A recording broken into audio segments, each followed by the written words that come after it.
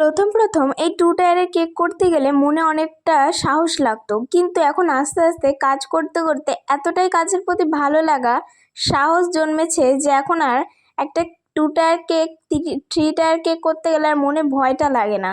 সবসময় নিজের প্রতি নিজের আলাদা একটা কনফিডেন্স যে আমি এটা পারবো।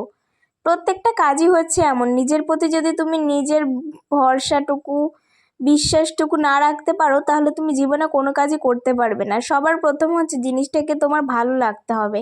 কোনো কাজকে তুমি যদি মন থেকে অনেক ভালোবাসো, দেখবে জিনিসটা তুমি অনেক সুন্দরভাবে পরিষ্কার পরিচ্ছন্নভাবেও করতে পারবে।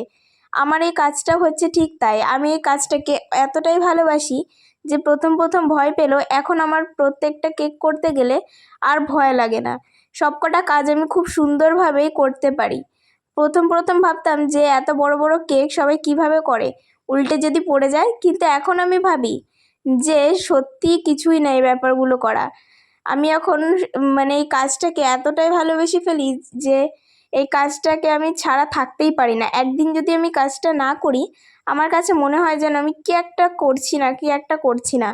আর তোমরা যারা আমার কাছে কেক অর্ডার করতে চাও, ঝটপট আমার সাথে কন্ট্যাক্ট করো, অর্ডারটা কনফার্ম করে ফেলো।